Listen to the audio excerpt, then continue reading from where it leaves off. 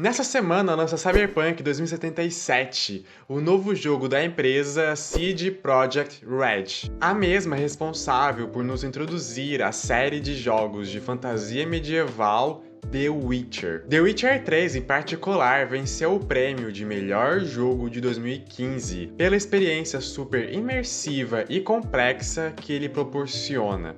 Após esse grande sucesso, a empresa anunciou que o próximo universo que eles iriam explorar seria do Cyberpunk. E só agora em 2020, quase 5 anos após esse anúncio, vamos finalmente conferir essa obra. Caso você não saiba, o Cyberpunk é um gênero da ficção científica em que se imagina o pior lado da interação entre a humanidade e as tecnologias do futuro. A concepção do Cyberpunk é pessimista e distópica, servindo como um alerta urgente para os caminhos que a humanidade pode tomar. O universo que esse gênero apresenta não é convidativo.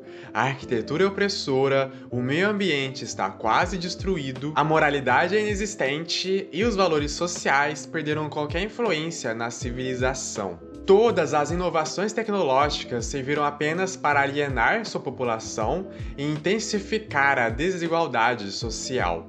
Cyberpunk pertence à nova onda da ficção científica na literatura, entre os anos 60 e 80, em um momento em que a Guerra Fria alcançava seu auge e a contracultura jovem se intensificava. Levando em conta que uma guerra nuclear estava muito próxima de acontecer, imaginar o futuro em tempos como esse não era uma tarefa tão agradável. A arte ansiava por histórias mais críticas e urgentes. O termo cyberpunk surgiu com Bruce Banco, que escreveu uma história com esse título em 1982. Sendo da união da palavra cibernético, ou seja, a reposição de partes humanas por computadorizadas, com o punk, movimento musical e social originado na Inglaterra, cujas motivações são nihilistas e se opunham à forma que os hippies enxergavam as transformações da modernidade. Uma das histórias mais célebres de Cyberpunk é Neuromancer,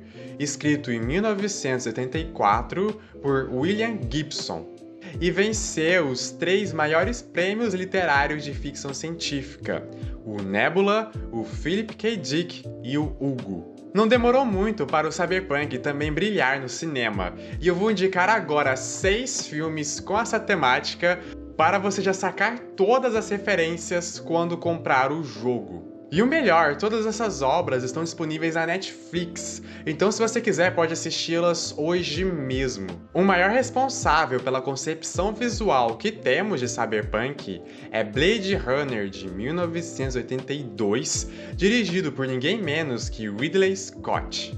O mesmo cineasta responsável por Alien, o Oitavo Passageiro, Perdido em Marte e muitas outras obras. Aqui conhecemos o futuro distópico de Los Angeles, cuja fauna e flora foram completamente destruídas. Para suprir a necessidade de outros seres vivos, espécies orgânicas foram criadas em laboratório, chamadas replicantes.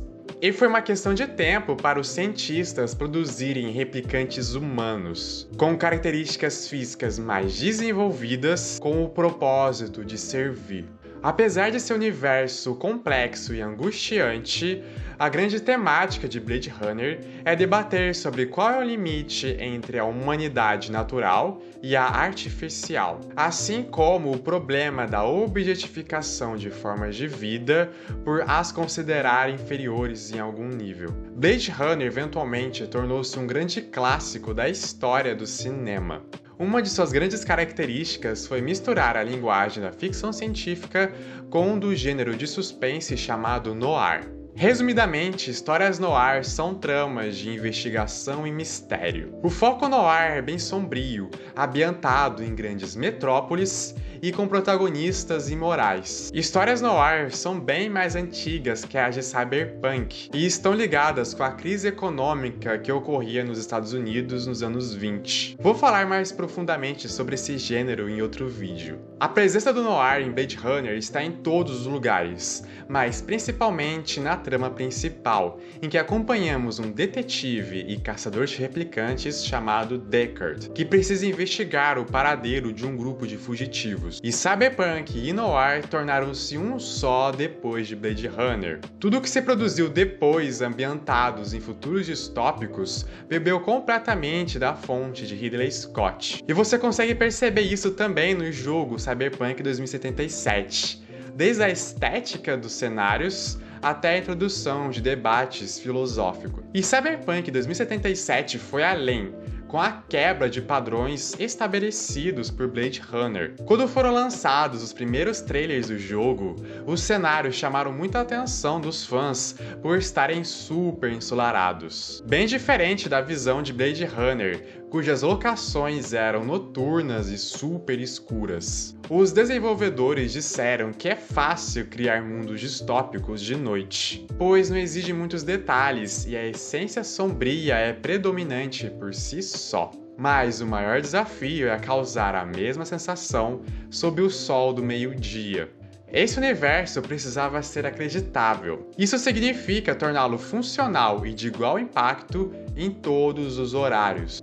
Mais futuramente, Denis Villeneuve dirigiu a continuação, Blade Runner 2049, minha segunda dica. Recomendo assistir depois o original e já falei um pouco sobre ele no vídeo de Duna, vou deixar linkado no card. Mas aqui temos a releitura e a expansão desse universo, com um trabalho maravilhoso de iluminação e concepção estética, mantendo a mesma linha narrativa. E não posso deixar de falar também do cyberpunk japonês. Akira é um anime revolucionário pela quantidade de desenhos que foram produzidos para cada quadro, criando uma fluidez no movimento dos personagens. O universo distópico aqui é muito moldado pelo trauma japonês após a Segunda Guerra Mundial. Recomendo muito também Ghost in the Shell, uma história bem curtinha sobre uma agente do governo que tem seu corpo robotizado. Os protagonistas investigam um criminoso chamado Mestre dos Fantoches, e isso faz a vigilante questionar se sua vida e suas memórias são reais ou implantadas. Uma outra história fenomenal. O debate aqui é sobre até que ponto as máquinas podem ser consideradas seres vivos, assim como a verdadeira definição de identidade e alma pelas memórias que nós temos. Ghost in the Shell depois ganhou um reboot norte-americano estrelado por Scarlett Johansson, em que todos esses debates são deixados de lado e a gente tem um foco muito mais em cenas de ação. Mas ainda assim indico, caso você queira conhecer novas estéticas visuais do universo cyberpunk. E o anime original inspirou diversas outras obras, como Matrix, dirigido pelas irmãs Wachowski. Principalmente nas espetaculares cenas de ação, Matrix é minha dica bônus, pois essa obra pega emprestado diversos elementos do cyberpunk, como realidade virtual, implantes tecnológicos e uma concepção pessimista do futuro, em que Keanu Reeves protagoniza alguma das cenas mais famosas da história do cinema. Por falar em Keanu Reeves, ele também estará em Cyberpunk 2077 como um dos personagens. O jogo é gigante, a empresa prometeu diversas experiências de imersão ao longo da gameplay. E ainda teremos um personagem de criação brasileira, o Ozob. Então eu tô muito curioso para descobrir como eles imaginaram esse futuro tão sombrio e assustadoramente atualizado para os anos 2000. E você, tá tão ansioso quanto eu? Já conhecia o universo cyberpunk ou tá descobrindo agora?